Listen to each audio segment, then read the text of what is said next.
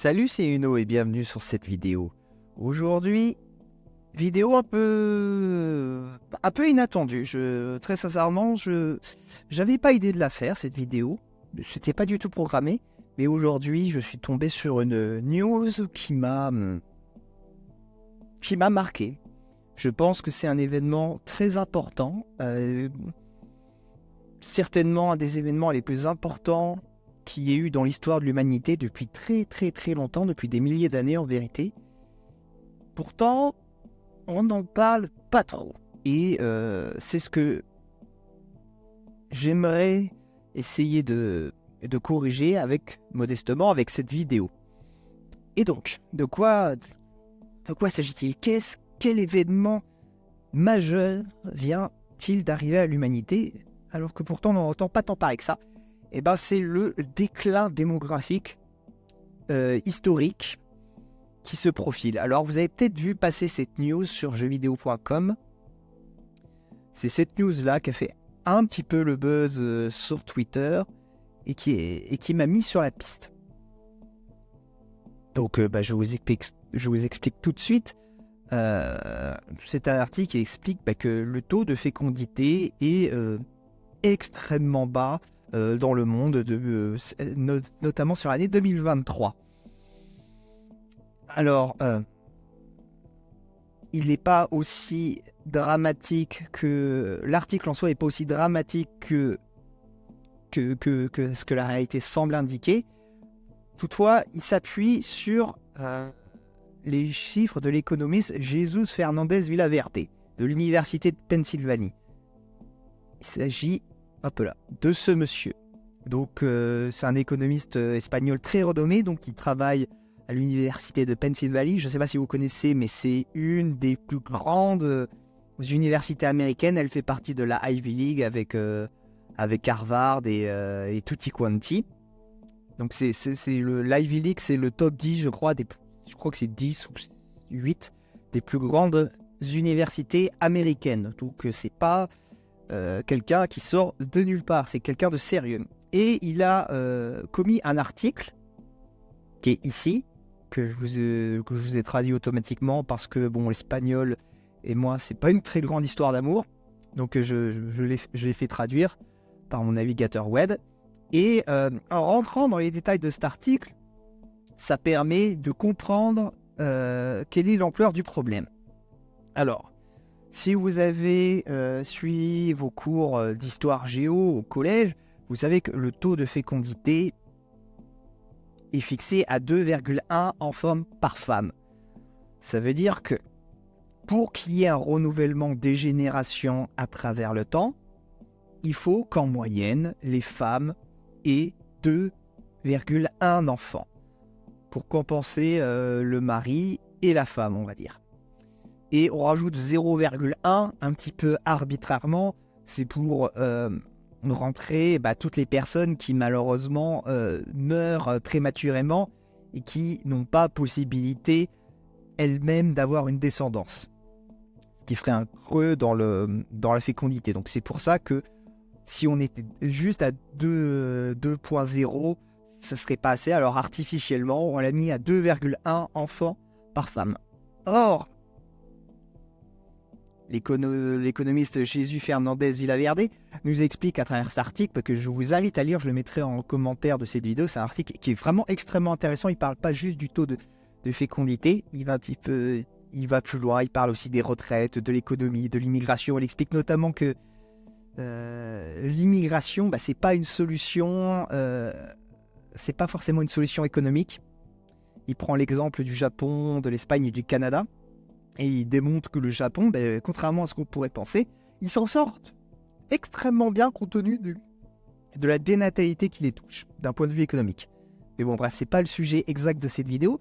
Donc, cet économiste, en gros, je vais pas rentrer dans les détails, mais il explique que le chiffre de 2,1 est un chiffre artificiel et qu'il est biaisé, notamment biaisé par le fait qu'il y ait plus de garçons que de filles. Et que donc ça crée un déséquilibre au niveau de la fécondité, et que le vrai taux, selon ses calculs à lui, serait plutôt autour de 2,22. Donc il faudrait 2,22 enfants par femme dans le monde, au global, pour être au-dessus, pour avoir un taux de fécondité permettant le renouvellement des populations. Et c'est vraiment des chiffres globaux, je prends toute l'humanité là, je prends pas juste la France, pas juste l'Europe, pas juste l'Occident, il s'agit de toute l'humanité mélangée, aussi bien l'Asie, l'Afrique et l'Amérique du Sud. Parce que comme vous le savez, il y a de très très grosses disparités de taux de fécondité. Il est encore relativement élevé en Afrique. Il est relativement élevé aussi dans encore beaucoup de pays d'Asie. Mais alors qu'il est totalement écroulé en Chine, en Corée du Sud, à Taïwan, au Japon, en Europe en général aussi. Et donc ces chiffres, c'est la macro-moyenne, c'est vraiment l'humanité, l'espèce humaine dans son ensemble dont je parle. Qui est évoqué dans cet article. Et il nous explique que les chiffres officiels du taux de fécondité, on les connaît pour cette année, pour l'année 2023. Le taux de fécondité était à 2,31, selon les données des Nations Unies. Vous pouvez voir ici. Ça, c'est le taux de fécondité à travers le temps, le taux de fécondité mondial et des Nations Unies, et vous voyez que oui, ça s'effondre très très très très très salement, et que les projections pour l'avenir ne sont pas très bonnes. Dans n'importe lesquels des scénarios, on ne reviendra pas au taux de natalité de 2010 par exemple, qui était déjà pas extrêmement élevé, qui devait se situer autour de 2,6 enfants par femme. Et donc, ce qui nous explique, c'est que ces chiffres-là sont surévalués. Encore une fois, je vous renvoie à cet article, qui sont gonflés parce que notamment la chute est plus rapide que prévu. Donc les chiffres que nous avons, là, les derniers que nous avons, ils sont très très très certainement surévalués. Il explique, il rentre dans les détails pour expliquer à quel point ils sont surévalués. Et lui, il le réajuste à 2,20. C'est-à-dire, comme c'est dit, en dessous du taux de remplacement réel, le taux de fécondité réel qu'il estime à 2,22. Donc, si les chiffres de cet économiste sont vrais, cela signifie que dès à présent, le taux de fécondité, le taux de renouvellement des populations n'est plus assuré par l'espèce humaine. Alors, il y a une inertie générationnelle qui fait que le nombre d'habitants ne va pas chuter avant 2055, selon ses estimations. Parce que voilà, il y a une sorte d'inertie, l'espérance de vie continue d'augmenter, ce qui fait que ça va, le nombre d'habitants va encore continuer à augmenter jusqu'en 2055. Mais on n'atteindra jamais les chiffres délirants qu'on avait entendus de la part des Nations Unies, d'une humanité à 11, 12, 13, 20 milliards d'individus. Ça n'existera jamais. Et alors, ça pourra avoir des avantages, notamment sur les pressions sur l'environnement, le changement climatique. Vous vous doutez que c'est pas forcément une mauvaise nouvelle, mais d'un point de vue philosophique, d'un point de vue, je sais pas, un peu plus profond, c'est quand même quelque chose qui est assez dérangeant, qui est un événement. Je ne sais pas si les gens se rendent compte à quel point c'est un événement fondamental dans l'histoire de l'humanité, puisque on change de phase, on change d'époque, on change de dynamisme, parce que depuis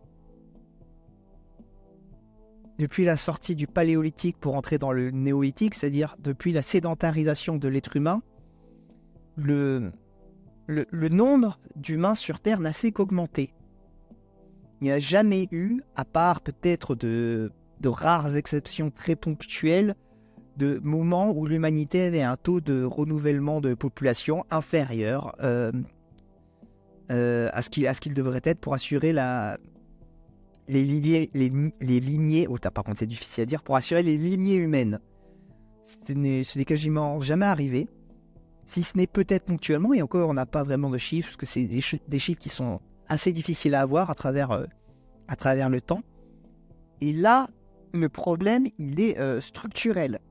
C'est pas un épiphénomène, cette chute de la natalité. C'est quelque chose, voilà, comme je vous le montrais ici, c'est quelque chose qui dure depuis très longtemps maintenant, depuis le milieu des années 60, et qui, selon toute vraisemblance, n'est pas près de s'inverser. Donc ça veut dire que l'humanité, en soi va diminuer et qu'elle est partie pour un sacré nombre d'années, de décennies, avec une diminution. Il n'y a rien, il n'y a aucun signe qui semble montrer que le taux va augmenter. Voilà, donc les 10 000 dernières années, le nombre d'humains sur Terre, les renouvellements des générations étaient assurés. Et là, ça ne l'est plus. Je trouve que ça dit quand même quelque chose de l'état de l'humanité qui n'est plus capable de se perpétuer dans le temps. C'est une sorte de déclin qui est assez objectif, mine de rien, parce que même si vous contredisez les chiffres de ce monsieur, si vous dites que non, le taux de natalité il est réellement à 2,1, même si c'est totalement artificiel, le taux de renouvellement est à 2,1, très bien, mais vous voyez aussi que selon toutes les projections, on va finir par l'atteindre, ce taux, on va finir par passer en dessous. Si ce n'était pas cette année, ce sera l'année prochaine, ou dans 5 ans, ou dans 10 ans, mais on finira bien par l'atteindre. Et moi, j'essaye de prendre les choses d'une manière assez neutre, assez objective, mais je suis quand même surpris. Je savais que ce moment arriverait, je ne penserais pas que ça serait aussitôt, je ne pensais pas que ça serait en 2023, je ne penserais pas qu'on l'aurait déjà dépassé. Les choses s'accélèrent, la transformation de l'humanité s'accélère, et voilà, on va vers quelque chose de nouveau, on va vers un nouveau paradigme. J'espère que ça ne signifiera pas la disparition de l'espèce humaine, puisque quelque part, j'en fais partie, nous en faisons tous partie, ça serait bête de disparaître, mais je pense qu'à tout le moins, ça signifie une transformation profonde de l'espèce humaine.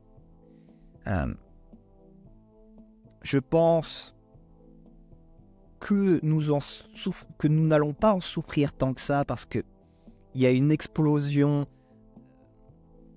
de l'intelligence qui est en train d'avoir lieu, une explosion de l'intelligence grâce notamment à l'intelligence artificielle, qu'il va y avoir le génie génétique, et que donc, si je pouvais le dire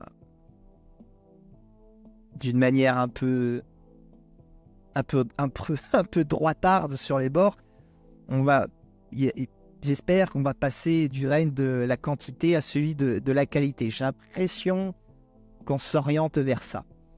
Mais que aussi, dans le même temps, nous assistons à la fin de la prédominance du biocapital humain. L'humanité, dans son ensemble, était un biocapital. C'est un ensemble d'intelligence, de force, qui a permis au progrès d'avancer, des trous de force, d'aller de l'avant. Et je pense que cette force va être de plus en plus faible, et qu'elle va décroître au profit du technocapital, de l'intelligence artificielle notamment. Et que là, nous sommes en train d'être sur un point de bascule avec l'explosion, encore une fois, l'explosion de l'intelligence artificielle et ce décrochage de la natalité humaine. Et prenez le temps d'y penser. Voilà, rendez-vous compte, on sort d'un cycle de 10 000 ans, là, pour aller vers quelque chose de nouveau. Alors, ça peut être très inquiétant, effectivement. Moi, ça m'inquiète aussi, mine de rien, même si j'essaye de garder la tête froide et d'être positif. Mais peut-être que ce sera aussi une opportunité de créer quelque chose de nouveau et de continuer l'action humaine. Mais une chose est sûre, à mon avis, c'est que ça sera très différent. Les 10 000 années qui s'annoncent, seront très différentes des 10 000 précédentes qu'on a eues. Voilà. Donc, j'espère que cette vidéo vous a plu. N'hésitez pas à la partager, à liker. Dites-moi aussi ce que vous pensez de cet événement et dites-moi aussi quelles sont pour vous les raisons de ce déclin démographique. Je ne suis pas rentré dedans, mais il y en a plusieurs qui semblent évidentes. Il y a le phénomène des IQ shredders dont j'ai parlé dans ma vidéo Biocapital. C'est le fait que les villes, les grandes villes, les grandes mégalopoles concentrent les individus les plus intelligents, les plus forts, les plus intéressants. Elle les concentre, elle les fait vivre dans des mauvaises conditions, stress, pollution, petites zones pour vivre avec des prix de l'immobilier déments qui les stérilisent de fait. Et donc toutes les plus grandes forces vives du pays sont attirées dans ces villes et sont cramées comme du fioul. Et quand il n'y a plus de forces vives dans le pays, on les fait venir de l'étranger et on continue à le cramer comme ça jusqu'à l'infini, jusqu'à ce que le biocapital humain soit totalement épuisé. Il y a aussi d'autres phénomènes dus à la modernité en elle-même, comme par exemple le fait que la fertilité des femmes est bien plus contrôlée avec les moyens de contraception, de l'avortement également. Et voilà aussi le fait que la vie n'a plus la même valeur, n'a plus la même signification en 2023, quand vous savez que vos enfants ont énorme 98% de chances de vivre jusqu'à 60 ans, alors qu'en 1900, en 1800, par exemple, c'était pas le cas. Voilà quelques petites pistes que je donne. Et dites-moi vous ce que vous en pensez, si vous avez d'autres idées et d'autres perspectives sur ce phénomène qui m'intéresse et qui, je pense, est vraiment quelque chose d'important au niveau de notre espèce, au niveau de l'espèce humaine. Rarement vous verrez de news comme ça aussi importantes dans votre vie, je pense. Voilà. Je vous remercie et je vous dis à bientôt.